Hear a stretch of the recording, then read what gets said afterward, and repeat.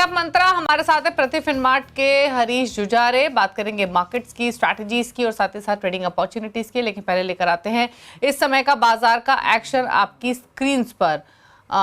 सबसे पहले देख लेते हैं क्या रुझान इस समय देखने को मिल रहा है लेवल्स के हिसाब से। और कल के एक स्टीप फॉल के बाद बाजार थोड़ा संभल कर कारोबार करने की कोशिश कर रहा है। निफ्टी दिन के ऊपरी स्तरों को तेजी से अप्रोच करते हुए और अब दिन के ऊपरी स्तरों पर इंटैक्ट है। 507 अंकों की बढ़त देखने को मिल रही है। निफ्टी में 22,670 के मौजूदा लेवल्स देखने को मिल रहे हैं। यहां पर एक जोरदार तेजी बनी हुई है निफ्टी में।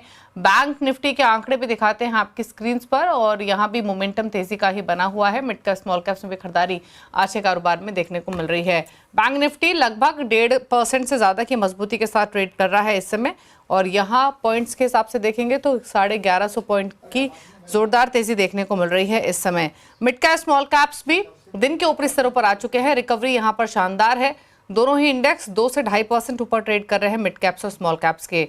ब्रॉडर मार्केट पे बाइंग है, इसीलिए एक डिसाइसिव ब्रेथ मार्केट की पॉजिटिव साइड पर इंक्लिनेशन के साथ दिखाई दे रही है। बढ़ने वाले स्टॉक्स की संख्या कहीं ज्यादा है, गिरने वाले स्टॉक्स काफी कम आज के कारोबार में। एनएससी स्टैट्स आपके सामने लेकर आते हैं। 2251 स्टॉक से जो तेजी के साथ कारोबार कर रहे हैं, 312 स्टॉक से जो गिरावट के साथ कर रहे हैं ट्रेड। तो ये रहे एनएससी स्टैट्स आपकी स्क्रीन पर। अब दिखाते हैं आपको सेक्टोरल परफॉर्मेंस आज के कारोबार में लेकर आते हैं कि क्या किन सेक्टर्स में सबसे ज्यादा मूव है। तो सभी सेक्टर्स हरे निशान में ट्रेड हो रहे हैं। आज जोरदार तेजी है, लेकिन सबसे ज्यादा मोमेंटम कहीं है तो वो Nifty pharma, realty, oil and gas और कैपिटल गुड्स स्टॉक्स है, जहां पर 2 से 2.5% की मजबूती देखने को मिल रही है। निफ्टी आईटी 3% ऊपर है। एफएमसीजी ऑटो में भी 1.5% 2% तक की तेजी है। पीएसयू बैंक इंडेक्स 2.5% मजबूत है। तो 2% से लेकर 3% तक की तेजी है सभी सेक्टर्स में। चौतरफा बाइंग आज के कारोबार में देखने को मिल रही है। तो एक स्ट्रॉन्ग सेशन आज का कल के एक स्टीप फॉल के बाद।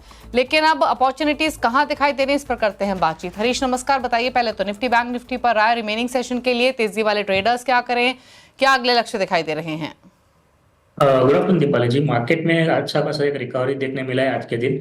मुझे लग रहा है कि जो गैप अप था कल के दिन, जो गैप से खुला था मार्केट, वो कवर कर रहा है। तो उसके हिसाब से रेजिस्टेंस जो लग रहा है अभी फिलहाल के लिए 22,850 के अराउंड है। हो सकता है कि आज या कल के दिन मुझे लग रहा है कि 22,850 का लेवल टच कर सकता है निफ्टी ऊपर की ओर। वेराज नीचे के में देखा है तो स्ट्रॉन्ग सपोर्ट बना है। आज का जो लो बनाया था 20,250 के अराउंड एक स्ट्रॉन्ग सपोर्ट जोन है। मुझे लग रहा है कि ओवरऑल स्ट्रक्चर थोड़ा पॉजिटिव हो सकता है आज और कल के लिए, और सेकंड हाफ में भी थोड़ा पुल बैक कंटिन्यू हो सकता है। वेराज बैंक निफ्टी में देखा जाए तो 51,000 के अराउंड एक स्ट्रॉन्ग रेजिस्टेंस जोन है, जो 200 डे मूविंग एवरेज का रेजिस्टेंस जोन है। तो मुझे लग रहा है कि 51,000 के ऊपर जाता है तब भी जाके एक फर्दर पुल बैक देखने मिलता है। तो मुझे लग रहा है कि 50,000 will be the cap for bank Nifty.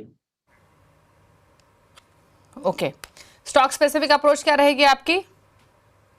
Stock specific में देखा जाए तो एक नजारा टेक्नोलॉजीज है, जो सेल ऑफ में भी इतना ज्यादा मंदी के टाइम्स में भी स्टॉक प्राइस ज्यादा करेक्ट नहीं हुआ है। मुझे लग रहा है कि स्ट्रेंथ बिल्कुल है और कुछ दिनों से वॉल्यूम्स ग्रेजुअली गेन हो रहे हैं। तो मुझे लग रहा है कि नजारा टेक एक बार बाय करना चाहिए करंट लेवल्स पे। और ऊपर की ओर मुझे लग रहा है कि यहाँ से 1000 से 1050 का लेवल्स ऊपर एक्सपेक्ट कर सकते हैं एक शॉर्ट टू मीडियम टर्म में। और स्टॉप लॉस बना रहेगा 920 का। 920 के ऊपर जब तक टिका हुआ है स्टॉक प्राइस, मुझे लग रहा है कि ऊपर का ट्रेंड कंटिन्यूएशन रहेगा। ओके, चलिए तो ये रहे आपके लिए स्टॉक स्पेसिफिक ट्रेड, जहां पर नज़ारा टेक खरीद के चल सकते हैं। फिलहाल 963 पर कारोबार कर रहा है। यहाँ पर खरीदारी की पोजीशंस बनाने की सलाह है।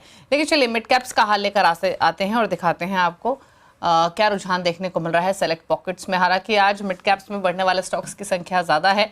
कोई डिसाइसिव पॉकेट ऐसी है ही नहीं जहां पर कमजोरी देखने को मिल रही है, इसलिए जो पॉकेट्स हमने आइडेंटिफाई किए हैं सब तेजी वाली हैं।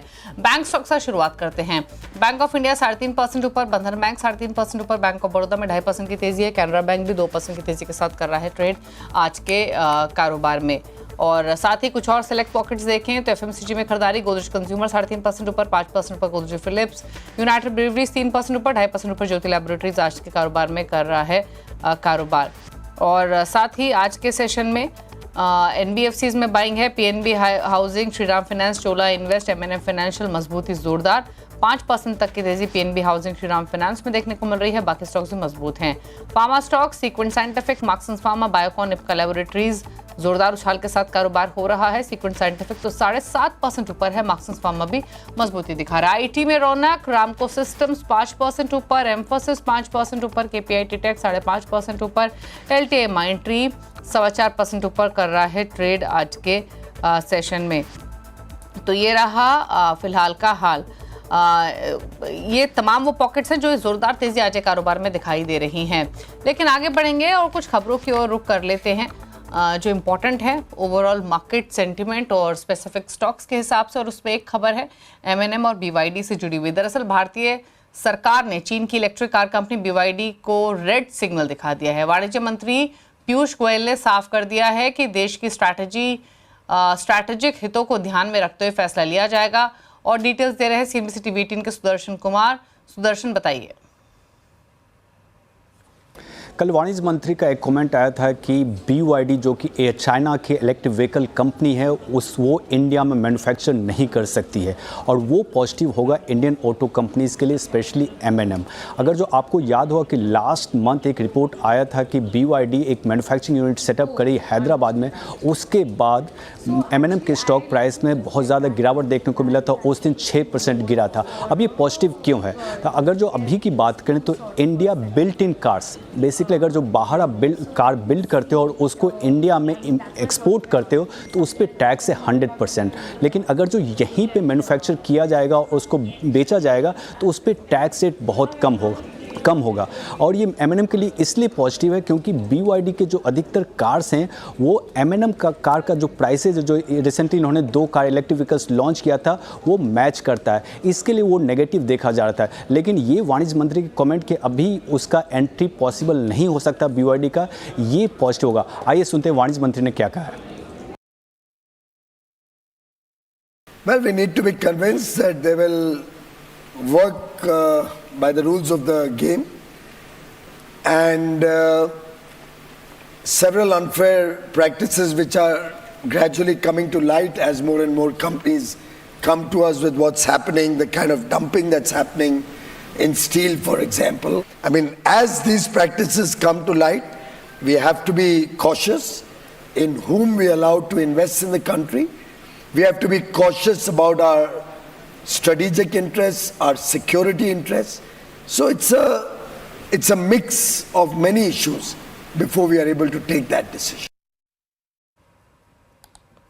चलिए, तो ये आपने सुना पीयूष गोयल को क्लियरली इंडिकेट देते हुए कि अगर आपको भारत में कामकाज करना है तो नियमों को फॉलो करना होगा, अदरवाइज अकॉर्डिंगली डिसीजंस लिए जाएंगे। M&M का स्टॉक 1.5% ऊपर कारोबार करते हुए एक चेक ले लेते हैं स्टॉक पर। बताइए M&M पर क्या राय रहेगी आपकी? M&M का स्टॉक प्राइस का देखा जाए तो कुछ दिनों से एक साइडवेज कंसोलिडेशन कर रहा है। मेजरली रेजिस्टेंस जोन है 2650 के अराउंड। जब तक 2650 के ऊपर नहीं टिकता है स्टॉक प्राइस, मुझे लग रहा है कि थोड़ा साइडवेज कंसोलिडेशन में रहेगा फर्दर ट्रेड के लिए। ओके, चलिए, तो ये रहे आपके लिए M&M पर आए 2531 पर कारोबार करते हुए आज के सेशन में। कुछ और स्टॉक्स पर बातचीत कर लेते हैं, कुछ ट्रेड्स आपके लिए लेकर आते हैं आज के कारोबार में। सबसे पहले नज़र डालते हैं IT के पैक पे, जहाँ पे शानदार मूव है।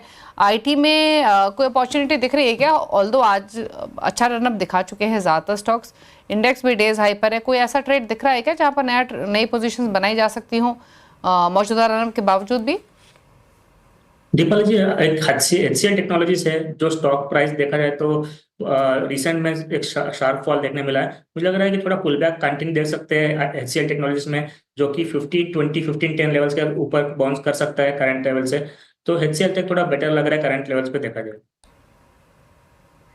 ओके, चलिए रुक रहे इसी के साथ एक ब्रेक के लिए और वापस लौटेंगे तो कुछ और खबर आपके लिए लेकर आएंगे। चल वापस आते हैं।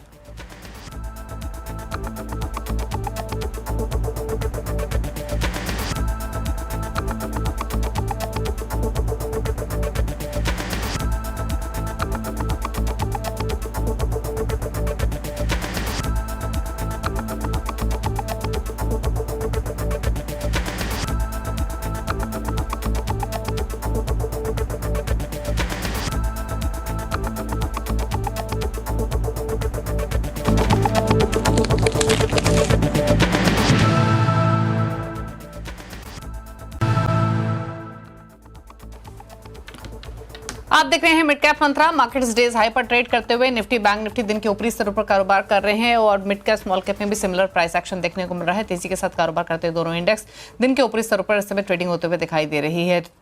उन लेवल्स को होल्ड करने की कोशिश पूरी बाजार इस समय कर रहा है। 800 अंकों से ज्यादा की तेजी हम बैंक निफ्टी में देख रहे हैं आज के कारोबार में, और निफ्टी तो 22,600 के ऊपर इंटैक्ट है ही। मिड कैप्स में भी 2.5% की तेजी देखने को मिल रही है आज के सेशन में, और सभी सेक्टर्स जोरदार मोमेंटम में हरे निशान में कारोबार कर रहे हैं आज के सेशन में। लेकिन बात करेंगे अब रियल एस्टेट पैक की, और पूरे ही पॉकेट में अच्छी बाइंग देखने को मिल रही है, लेकिन कहीं ना कहीं सेंटिमेंट्स को सुधारने का क्रेडिट गोदरेज प्रॉपर्टीज को भी जाता है, क्योंकि चौथी तिमाही के अपडेट्स गोदरेज प्रॉपर्टीज ने जारी किए हैं। क्या है डिटेल्स बताने के लिए कंचन हमारे साथ बनी हुई हैं। कंचन बताइए किस तरीके के इंडिकेशंस दिखाई दे रहे हैं अपडेट्स के थ्रू, क्या डिटेल्स आपके हाथ लगी हैं?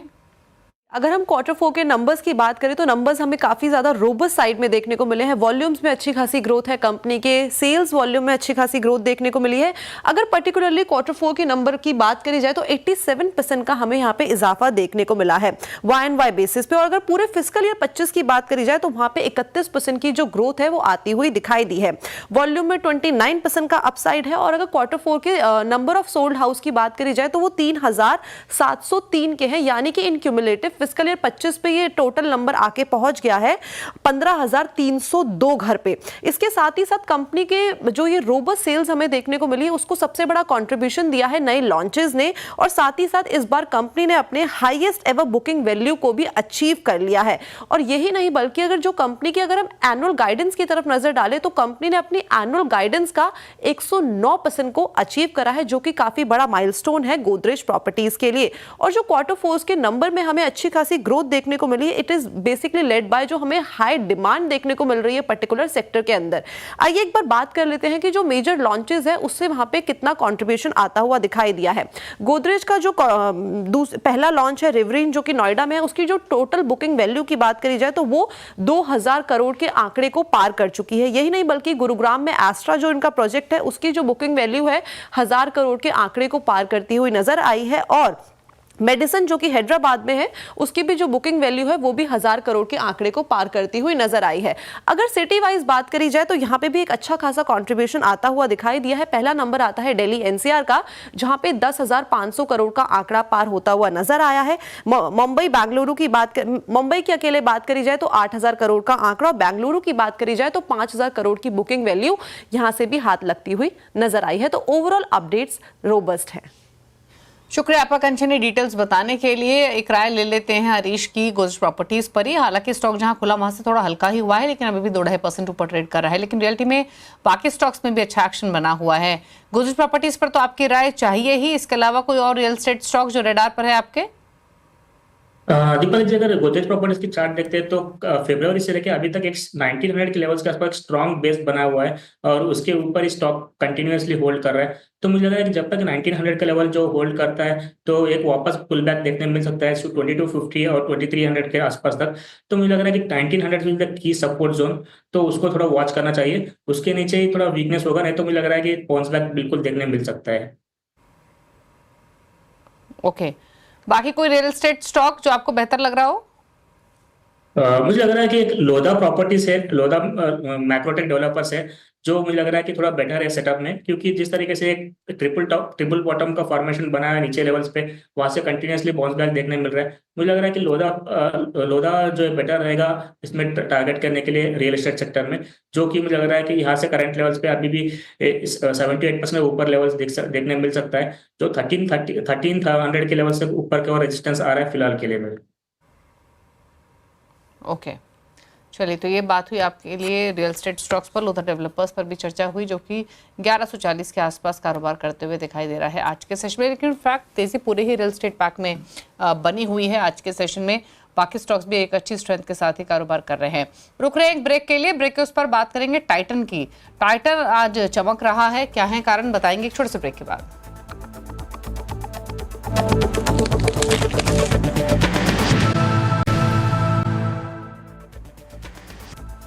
आप देख रहे हैं मिड कैप मंत्रा, और अगर आप पूरे ही कंज्यूमर स्पेस को देखेंगे तो टाइटन एक आउट परफॉर्मेंस आज के कारोबार में दिखा रहा है। ऑल्दो बाइंग हमने कंज्यूमर ड्यूरेबल्स में भी देखी है, टाइटन तो फिर भी jewellery, more of a jewellery business से जुड़ी हुई कंपनी है, लेकिन अगर आप बाकी स्टॉक्स भी देखेंगे तो वोल्टास, ब्लू स्टार, यहाँ पर भी एक अच्छी रौनक आज के कारोबार में वापस आते हुए दिखाई दी है। लेकिन टाइटन चमक रहा है 4% की मजबूती के साथ 3147 के लेवल्स पर ट्रेड करते हुए। टाइटन पर करेंगे चर्चा आगे भी, लेकिन इस बीच वापस से मार्केट्स लेकर आते हैं जहाँ पर स्ट्रेंथ एक्सटेंड होते हुए दिखाई दी है। इस समय निफ्टी 22,650 के ऊपर डिसाइसिवली आकर ट्रेड कर रहा है। चौतरफा बाइंग मार्केट में देखने को मिल रही है। एक बार निफ्टी के कॉन्स्टिट्यूएंट्स लेकर आते हैं कि किन किन स्टॉक्स की तरफ से सपोर्ट बाजार को मिल रहा है आज के सेशन में, जो कि पुश करने के लिए पूरा जोर लगा रहे हैं बाजार को दिन के ऊपरी स्तरों के बियॉन्ड भी। इस समय ऑलमोस्ट 500 पॉइंट्स की तेजी निफ्टी में देखने को मिल रही है, लेकिन पॉजिटिव कंट्रीब्यूशन देखें तो HDFC बैंक 41 अंक ऊपर 41 अंकों का पॉजिटिव कंट्रीब्यूशन दिखा रहा है, रिलायंस 37 अंकों का, भारतीय एयरटेल 33 अंकों का, इन्फोसिस 33, यानी हर सेक्टर का एक दिग्गज आकर बाजार में जान फूक रहा है। फिर चाहे वो बैंक से HDFC बैंक हो, ऑयल एंड गैस पैक हो, टेलीकॉम हो या IT ही क्यों ना हो, 50 के 50 स्टॉक्स तेजी के साथ कारोबार कर रहे हैं। कोई एक स्टॉक भी नहीं है निफ्टी का जो कि लाल निशान में हो आज के सेशन में। सिमिलरली एक बार बैंक निफ्टी के कॉन्स्टिट्यूएंट्स भी दिखाते हैं आज के सेशन में क्या रुझान देखने को मिल रहा है। और बैंक निफ्टी के 12 कॉन्स्टिट्यूएंट्स में से जो सबसे ज़्यादा पार्टिसिपेट कर रहे हैं आज के इस अपमूव में, उसमें HDFC bank, ICICI bank, axis bank और SBI हैं। यहाँ भी 12 के 12 कॉन्स्टिट्यूएंट्स हरे निशान में ही हैं। सबसे ज़्यादा कंट्रीब्यूट डेफिनेटली HDFC बैंक ही कर रहा है, जो कि निफ्टी को भी सपोर्ट कर रहा है। यहाँ पर 250 अंकों की तेजी देखने को मिल रही है। वहीं ICICI बैंक की तरफ से 160 अंकों का पॉजिटिव कंट्रीब्यूशन, एक्सिस बैंक 146 अंकों का पॉजिटिव कंट्रीब्यूशन लैंड कर रहा है।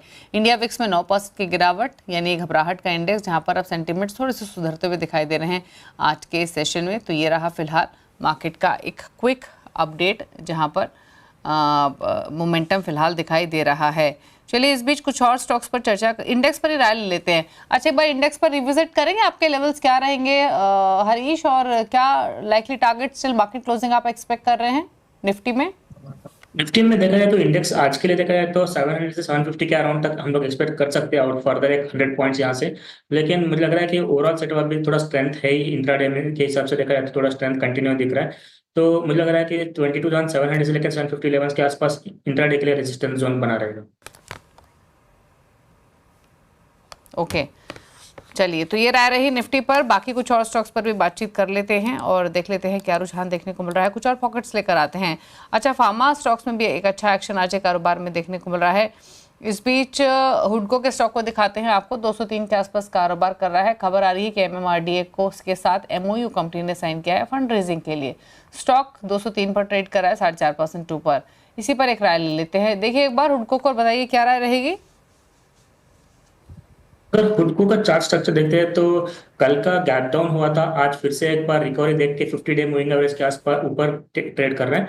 तो हुडको में स्टॉक प्राइस के हिसाब से रेजिस्टेंस जोन बना रहा है 212 के अराउंड। सो 212 के ऊपर एक फर्दर रैली देखने में मिल सकता है। मुझे लग रहा है कि 212 एक इमीडिएट रेजिस्टेंस जोन है और सपोर्ट जो है 193 के अराउंड है। तो मुझे लग रहा है करंटली एक दायरे में है, रेंज में है। अगर एक 210 के ऊपर निकलने की कोशिश करता है तो मुझे लग रहा है कि एक फर्दर एक्सटेंशन देखने मिल सकता है रैली ऊपर की ओर, जो 230 लेवल तक खींच सकता है स्टॉक प्राइस को।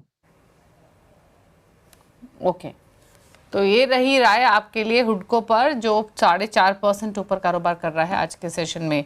लेकिन अभी हम टाइटन की बात कर रहे थे और अच्छे कारोबार अपडेट के बाद टाइटन में एक अच्छी रौनक है। ब्रोकर्स भी स्टॉक पर बुलिश हैं। मिताली है हमारे साथ डिटेल्स के साथ। मिताली बताइए कैसे रहे Q4 अपडेट्स टाइटन के और ब्रोकरेज हाउसेस का क्या व्यू है अब? जी बिल्कुल, तो Q4 के स्टैंड अलोन कारोबार की बात करें तो यहाँ पे 25% की ग्रोथ देखने को मिली है। रिटेल नेटवर्क्स में यहाँ पे 72 के स्टोर्स यहाँ पे जुड़ते हुए नजर आए। कुल स्टोर्स की बात करें तो टोटल 3312 यानी 3500 के आसपास के यहाँ पे इनके स्टोर्स टोटल हो चुके हैं। Q4 में जो ज्वेलरी सेगमेंट है, गोल्ड की प्राइसेस बढ़ने के बावजूद भी यहाँ पे हमें 24% की ग्रोथ देखने को मिली। वही आई केयर सेगमेंट में भी यहाँ पे 18% की अच्छी ग्रोथ रही। फ्रेग्रेंस सेगमेंट की बात करें तो वहाँ पे 26% की, और कैरेट लेन में इनका जो सेगमेंट है वहाँ पे 22% की अच्छी ग्रोथ देखने को मिली है। टाइटन के इन सारे सेगमेंट्स में काफ़ी अच्छी ग्रोथ। अच्छे बिजनेस अपडेट्स के बाद सिटी ने यहाँ पे जो इनकी ब्रोकरेज रिपोर्ट निकाली है, वहाँ पे जो लक्ष्य है वो बढ़ाकर अभी 3,550 रुपये का कर दिया है। उनका कहना है कि कंज्यूमर डिमांड जो है वो मजबूत बनी हुई है। साथ ही टिकट साइज में भी हाई डबल डिजिट ग्रोथ देखने को यहाँ पे मिल सकती है। प्राइस बैंड ज़्यादा होने के बावजूद बावजूद जो ज्वेलरी में डिमांड है वो अभी भी यहाँ पे सस्टेन करती हुई नजर आई। स्टडेड ज्वेलरी सेगमेंट में डबल डिजिट ग्रोथ देखने को मिल रही है और सॉलिटेयर सेगमेंट में टर्न अराउंड देखने को मिल रहा है। तो ये सारे स्टैंसेस के बाद यहाँ पे जो सिटी है वो काफी बुलिश नजर आ रहा है टाइटन पे।